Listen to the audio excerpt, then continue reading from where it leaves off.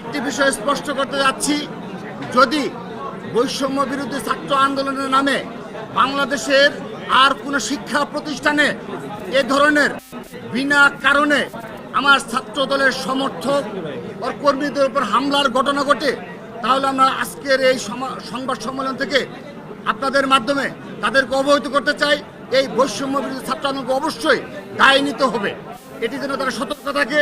দ্বিতীয়ত, তারা আজকে একটা কর্মসূচি ঘোষণা করেছিল যে ভিডিও প্রদর্শন করবে। আমরা আজকে সংবাদ সম্মেলনের মধ্যে জানতে চাই, সেখানে যেন হামলা যেখানে সূচনা, সেই ভিডিও যেন প্রথম প্রদর্শন করা হয় এবং সেই ভিডিওর মাধ্যমে তাদের জানতে চাই, সেই ভিডিও নিয়ে তারা অ্যানালাইসিস করবে এবং আমরা দেখার জন্য উন্মুখ হয়ে বসে আছি যে তারা কোনো প্রকার কোনো ব্যবস্থা নেয় কিনা, দায় স্বীকার করে কি না।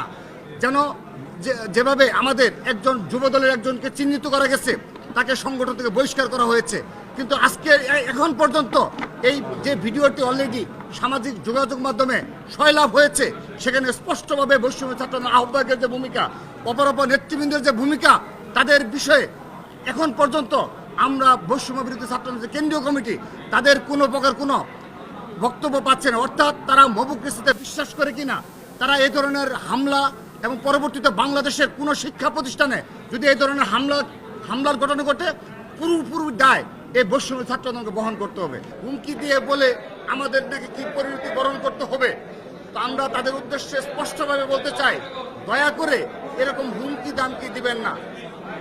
ছাত্রলীগের স্টাইলে দয়া করে হুমকি দাবি দিবেন না। আপনারা যে স্থানে থেকে এই হুমকি দামকি দিচ্ছেন, ছাত্রলীগের সভাপতি সেক্রেটারিও এই জায়গায় থেকে হুমকি দামকি দিত। একটা কথা স্পষ্ট বলতে চাই, যারা পারে তারা কখনো হুমকি দেয় না, তারা বারবার এভাবে সোশ্যাল মিডিয়া অপপ্রচার করে না।